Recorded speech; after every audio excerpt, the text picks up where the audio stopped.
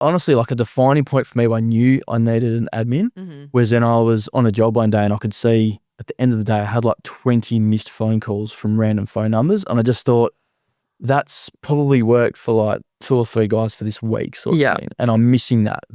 So I've now got to call them back, you know, after 3:30, 4 o'clock when I've sort of finished on the tools. It was just, I think I just saw the missed opportunity, but I didn't know, this was before coaching, I didn't know what to do. Yeah. I didn't know how to do it. I didn't know how to hire an admin. Welcome to the Upscale podcast. Thank you. Thanks for having me. I'm joined by our famous, lovely client, Grant Gilmore from Gilmore Plumbing and Gas. Grant, would you give us a little bit of background about your business and what you do and how long you've been a client here with Upscale Business Coaching? I've probably been in business since about 2016, 17. I started off doing a lot of like subby work for other plumbers around my area in Bunbury, just about 2 hours south of Perth. But then slowly just grew it the way I thought it needed to grow, and what I needed to do was basically just work harder on the tools. It would have been I think 2022 when I started business coaching through Upscale, and it was just quite clear to me that I'd pretty much been doing it not wrong, but there was a better way to do it. Not easier, but a better way to do it. So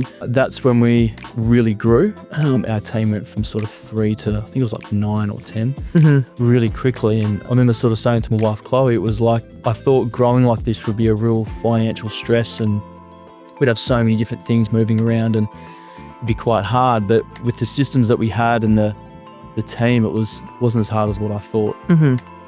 To get that growth. Yep. In terms of the cost of that kind of growth, what do you find the best support having an accounting coach like Arena has been? What have you gotten out of coaching with her, particularly on that expense side the most, that's sort of helped you comfortably expand and have trust in the process? Yeah. I think Arena has this really good ability to understand, you know, my financial knowledge and background and stuff like that, which obviously is, you know, coming from trade space can be quite limited. And I think the way that we would just break down what, you know, hiring someone would do for the business, how much would actually cost, you know, how to purchase a vehicle in the best way for the business, also for myself, because essentially putting on, you know, 6 extra staff can be 6 extra vehicles, and you could be looking between 30 to 50, 60 grand a vehicle, and you add all that up, a couple of $100,000 becomes quite daunting when you say it like that. Yeah. But when you break it down into an hourly rate, you know, something like a $50,000 vehicle can be $6 an hour or $3 an hour, depending on how you want to do it. So I think Arena does have a really good ability to be able to work it out with me, and she has that sort of good connection that we can sort of go, okay, like this is what we need to do, and this is how we can break down the cost. Yep. Because I find it's not until you can break those big figures down to an hourly figure, which a lot of people in the trades industry work off, until things become really relevant, right? Like that $2, $3, $4 an hour has so much more sense and more value to you as a business owner than looking at something like 50K. 60K loan, or the repayments that you incur each month. I do often get a lot of questions about the best way to finance a vehicle. What have you found is actually the best way to do that? I think for us, what works well is probably 2 different ways. You can go through a broker. They can find you some really, really good deals. Yeah. Majority of the time, we've actually gone for the dealer with a new vehicle. It's been easy to systemize. We've got vehicles down now, not that we do it all the time, but we've got vehicle purchases down to sort of a few emails, a couple of quick phone calls, where they've already got our information. So all of our financial information is not with them, but we can send it to them quite easily. But yeah, probably through the dealer is what we've found. Having a good relationship with them, I guess, has helped us get vehicles quicker at better rates. And also they do have their own financial team as well. So we can get a pretty good interest rate there anyway. So yeah, I'd probably say that's been the way that we've done it. Yeah. I prefer to do it anyway. Yeah, just having that support and relationship. Yeah, just being able to walk in there and say, hey, look, this is what we need. We do have like a type of, probably 2 different types of vehicles. One's a single cab Hilux 2-wheel drive, and the other one's a dual cab. And they automatically know that we need a reverse camera, you know, seat covers and stuff like that. So I don't have to like go through all of that every time. It's like, this is what we need. Yeah. What have you got coming up? Yeah, and they're just on it straight away. Yeah. So good. As for financing, do you usually just finance the whole amount of the vehicle, or are you usually putting down some cash? Because that's another question that people ask is, should I be paying cash up front? Should I be financing, or should I be going a bit of 50-50? We've financed whole vehicles, and we found for cash flow that's been quite good. We've also done like the 50-50 thing as well. I've always liked the idea of that all of a sudden, if we have 2 or 3 vehicles sitting in the yard and I've got loans on them, that's quite daunting to me. But knowing that if we had to sell them straight away, we wouldn't still have the debt. Yep. So I think in saying that though, if you're going to have like, I guess, a type of growth mindset, you need to have that capital in the bank to pay wages and things like that for staff that come on board, especially if you're looking at your creditors and debtors on Xero and you find that it might be 14 days or 20 days before you really get that money back and pay wages. It's really, really important to have that working capital. Yeah. And that grows as your business grows. You have more wages, BAS and things like that to pay for. So I think at the start, to sum it up, I guess for me would be maybe go 50-50 and then start to, once you know your numbers maybe a bit better, then finance them. As a business owner, you mentioned Xero. Is there anything that you look at consistently and regularly in order to sort of understand your cash balance? I like to look at the profit and loss and the balance sheet together.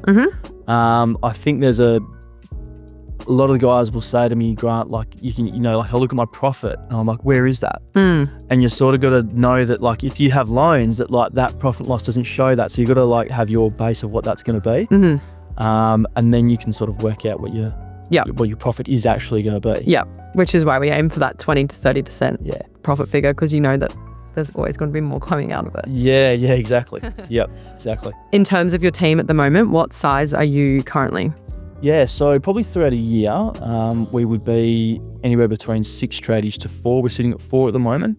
We've got our second admin starting this week, which is quite good. It seems quite admin heavy, but the team that we've got now is probably some of the best that we've probably had. They're really efficient with their times, job notes, bits and pieces like that. They're almost, all over it all the time. Yep. I guess for the team now, they probably really help each other out if they've got any questions or anything like that. They know that they don't have to just call me. We've got really good systems for the admin that the admin have actually helped us build, as we go. So I think, our team is, we just had a record month last month, and that was probably the smallest team we've had in like 2 years. Congratulations. Yeah. So it's like a good sort of, I guess, thing for me to go like, it's not, size doesn't always matter. Yeah. But it's like, it's just one of those things to know that like what we're doing as a team is working. Yeah. And honing in on those efficiencies and how much of a difference it can make using what you've already got in front of you. In terms of admin, would you say that you, looking back 3 years ago, would have ever imagined yourself being at the point where you have an admin team of 2? Yeah, no. Short answer, no. No, so like I always thought to myself that like we'd have one admin and a team of like, tradies, whatever size that might be. But after having one, we sort of quickly realized that you become so dependent on them. And I sort of feel like the value that an admin can bring is there. They've got to be sales. They've got to know the trade without actually doing it themselves. And that just sometimes takes time. If anyone's got SimPRO, we've got a lot of pre-builds that can help an admin scheduling a job. Yeah. Doing bits and pieces like that. So I never thought we'd really have 2, but I'm so sort of glad that we do, because they really do. They're like the engine room of the business. Yeah. And like I say, the tradies help them out, and the admin help the tradies out. They work really, really well together, and they do become, like I say, salesmen. They just do all, like everything. Wear all of the hats. Yeah. As someone from a trades background, I mean, you said it yourself, like you wouldn't have had previous experience in an admin role. How do you sort of work around trying to understand exactly what it is that you're looking for when you yourself don't have that experience in that kind of role? The first thing I think Mitch got me to basically do was just like a task management report. As painstaking as it was, we still do them every now and again, but you basically, I wrote down all the admin, or basically every task that I would do every single day, whether it took 30 seconds, a minute, an hour, whatever it might be. And then we basically just tallied that time, and then it worked out that I might be spending 20 hours a week doing admin of what I think an admin role would do. So I didn't initially include things like quoting and invoicing and bits and pieces like that. And then we started to add that into it. Yeah. It was already like a 30-hour week. Yeah. Full-time job. Yeah, full-time job. And so when you break it down like that, it does become quite simple. Any advice for someone looking to bring on their first admin in terms of what you would be looking for on a resume that really sticks out to you? The number one thing would be experience. Okay. I think there's a misconception about admin in a trades role. There's a lot of different type of admin roles that are out there. And for us, the first question that we ask if someone doesn't have experience in a trades admin role would be, would they be comfortable answering between 50 and 100 phone calls a day? Wow. And how do you manage that? Yeah. How do you stay on track? Yeah. And that's usually how we decide. If someone opens their eyes and they go, shit, I didn't realize it'd be that much. We know that that's not their maybe strong suit. Yep. But I would probably look for the experience. If they had experience in like electrical, plumbing, or a type of role where they do deal with that number of phone calls.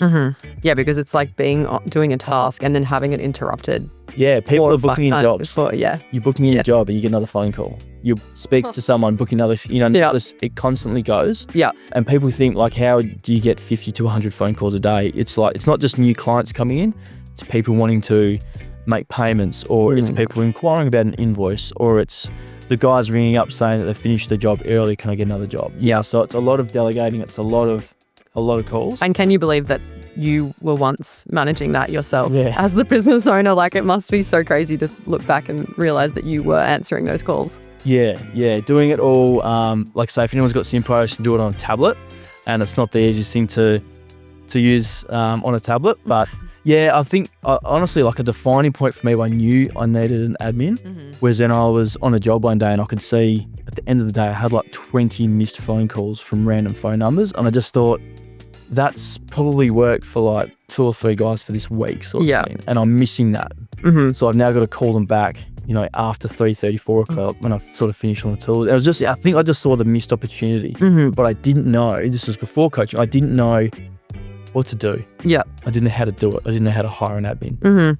So I think that was like a good point for me to going like, we need to do something about this. Absolutely. And looking back, probably a really imperative moment in the expansion of the business. Like, it's allowed you to get to where you are. Yeah. Having that support. Yep, exactly. And not having that interruption. And like I say, it's not something that you need to get spot on straight away. Like the role has grown a lot and changed a lot. And when it comes to pre-builds, we had probably like 50 at the start. We pretty much redid those 50, and now we've got maybe like 300 to 400. So someone that doesn't have a trades background can understand it. And that's what probably is the most important thing. I have a question for you around motivation, around being a business owner and how that's changed over the years, because obviously when you're starting out and you're growing quickly and you're still on the tools, the motivation is there in itself, right? Because you're part of that day to day. Being in the position that you are now where you're off the tools completely. Pretty much, yeah. How has that changed and what motivates you day to day? Being in the trades sort of space, it's obviously quite a physical job. And so for me, I didn't want to be that 56-year-old guy that had a really bad back, grumpy all the time. And just, I guess that's like your typical tradesman where people think of them, they're like, rough and blah, blah, blah. Yeah. But I just didn't want to be that. And I think if I could try and make, I guess, where we work a better place for tradesmen, it's never going to be perfect. And our culture is never going to be perfect for everyone. But I think for me, the motivation was just trying to make it a better place, or make our business a better place to work and work with the people instead of, just being a pain in the ass boss. I mean, I probably am sometimes, but still got to have an element of that.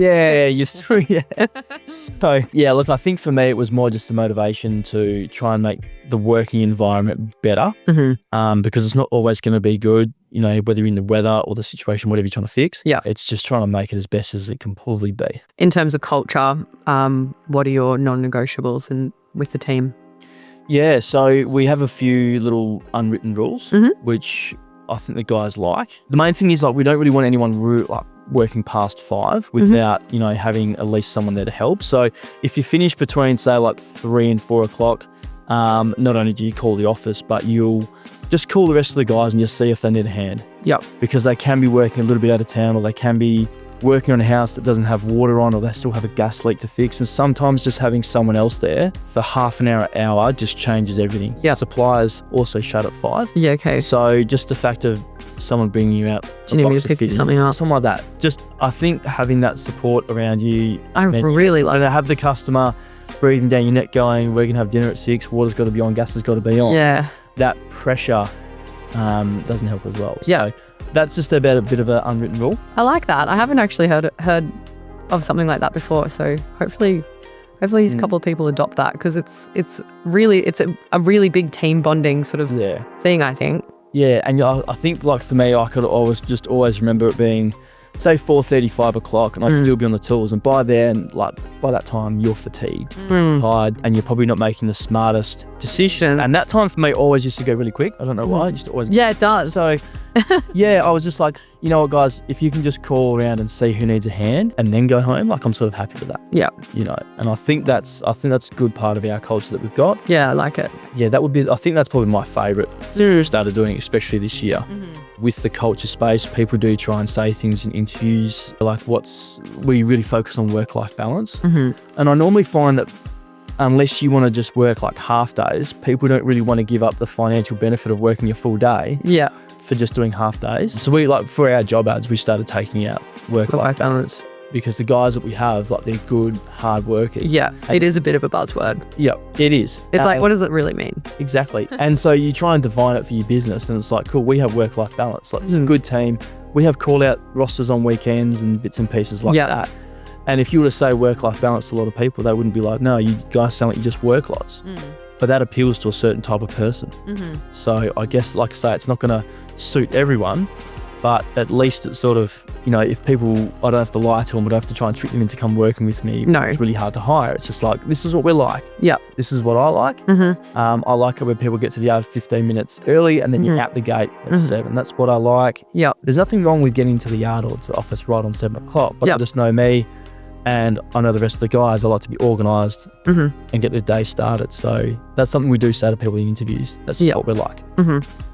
Any practices you've adopted from advice from Mitch or Upscale? Like, do you guys do your morning huddle or anything like that? It'd be good. I'd love to be able to do a morning huddle. A lot of the guys do get the chance just to go out to site straight away. I think it was more like defining what your culture is, you know. In a time where for us it can be really hard to hire, don't sort of try and sell a dream, and don't try and sell that this is an amazing place where you'll get this when you're really like this. So I think that was more, you know, even doing the morning huddle this morning, like I'd love to be able to do that. But for us, it's just not practical to have everything at 1 a.m, you know, go to the office. So yeah, I think it was more just honing in what your culture is actually going to be. And making sure that it suits me first, and then making sure that we hire people that it suits as well. What are some of the most impressive questions that people have asked you in the interview process when you sort of hand the mic over to them? A lot of people are just interested, I guess, if they've done any sort of research, they've asked some of the other guys. I guess where we are, we've got, like I say, we use things like SimPRO. A lot of our stuff is, we try and be as organised as possible. So they're more interested, I guess, in the systems and how the day-to-day looks. So like I said before, like we'll say to them, you know, you'll come to the yard at sort of 1:45, have a chat with the guys, and then you'll be able to see what you're doing on your phone. And this is how you work through your day. And they're more just interested in that, because there's still a lot of businesses around that just, the guys will come in the morning and they get handed a book worth of work orders. And we just go, how do you organise that for an admin space that's so frustrating and annoying? So when we hire admin, they're really happy that we've got a really good structured system. And I think a lot of people like knowing what they're doing the next day. And it's not very often that it changes, you know, sort of like in the middle of the night. So usually if they check their schedule the day before, it'll be, they can see what time they're starting. They can see if they can go to a supplier first or they go to a site first. So I think they like that element of knowing what's going to happen. And being able to plan it out accordingly. Exactly. Almost having someone else plan it out for you. Exactly. So knowing that someone's run their eyes over it and they know that this is the one that makes the most sense, this line of attack for the day. Exactly. One last question. Prior to owning a business, what would you say your 3 best qualities as a working person would have been, and how have they changed if you fast forward through to today? Three things. 3 qualities that you think would probably best represent you as a worker. Okay. Me as a worker, I think I always used to think that like working really, really hard on the tools was the best way to like not just grow a business, but that was the best thing I could do for my boss years ago. Yeah. That was the best thing I could do to help someone I was working with. Whereas now it's changed to not just working hard, but like being more organised, being prepared. It not only looks better, but it makes everyone else's life easier. So I guess the preparation side of things, I've probably always tried to be as organised as possible. Yeah, and I guess now you're dealing with different personalities, right? So it's so easy to go to work and be the person that you are and be that hard worker. But now that you're running a team, you actually have to sort of understand those different personalities and those different styles of work. Yeah. Have you found that difficult? Yeah, really difficult. I've tried to do a lot of training in the leadership space probably the past 12 months. And the common, I guess, thing that I find that with any sort of video book or anything like that is a lot of it's quite, it's around the corporate space. So you're in front of your office team all the time, so you can see what's going on, how people are interacting and things like that. Whereas, so like I love doing culture stuff with my admin team. We do a lot of fun different bits and pieces. Yeah. But it's always really hard to do it with the tradies because you're not in front of them. So to be a leader, to a tradesman that you're not in front of can be really, really difficult. Yeah. So, and a lot of tradies do respect you if you go out to site and you physically show them and do it with them. Yeah. Because I never like to be shown or told. I never like to be told, you should have done it this way. Right. Because of this, it's like, I wish you could have come out to site and done it with me. Right. So I could see how it should have been done, because now I've got to wait for the next time I do that same task to then remember that, which could be a week, 2 weeks, 3 weeks, a month, whatever it might be. So I think the leadership space is quite hard in a trades business. Absolutely. And you've got to sort of, I guess, appeal to everyone, and there's so many different moving parts. There's a few little things you can do, but I guess ultimately that's always going to be a tough thing. So are you prioritizing getting out on site with your guys? Yeah, I want to more. Yeah. Like I say, all the guys I've got working for me out on the field, they're really, really good. They're great blokes. Yeah. I don't necessarily need you there, but... No, they don't, and that's the thing. But I also just don't want to be one that they can call. I want to actually, get the opportunity to go out there and give them a hand if I can, just so they can see the way that I would do things. That doesn't necessarily mean that it has to be done that way, but it just means that they can go, okay, like Grant's quoted this way, this is how he probably sees it. And I'm really lucky with a lot of my guys. I've got one of our guys who's a leading hand, and he solves problems the same way that I do, which I really like. And a lot of the guys are like that as well. But if I could just get more of the opportunity to sort of show them, hey, I quoted it this way, and this is the way that I see it being done. Yep. How do you see it being done? Do you see it the same way, or do you see it something else? Because when you do get a good sized team, everyone's done it a different way before. Yeah. And they have their preferences. All have different training and... Yeah, exactly. So I think I'd like that opportunity more. Yeah. I don't want to micromanage. I prefer to just get the guys started on site. Yep. And then go, what do you think? That's what I think I would like to do. Yep. But as much as I don't want to be on the tools, I'd still like to do that. I'd still like to be engaged with the guys and have that, you still build that camaraderie that you get when you're just working with someone every day. Yes. I think that's the thing I miss the most. Yeah, okay. So expansion rather than direction. Yeah. Potentially there in terms of guiding and leading and being able to influence your guys without sort of that micromanagement. Pretty much. And for me, I'm not the best at explaining a job over the phone to someone, and I'd prefer just to be like pointing and going, hey, this is where this has got to go, blah, blah, blah. So I think for me, that'd be more of a strong suit doing it in person rather than over the phone. Might be a matter of doing a bit of time blocking, hey? Yeah, I think so. I think so. Back to that good old chestnut. Yep. Grant, thank you so much for your time this morning and sharing your wisdom. It's been incredible to chat to you, and I hope that other people can find some value in your experiences. So cool. Thank you so much. It's been good.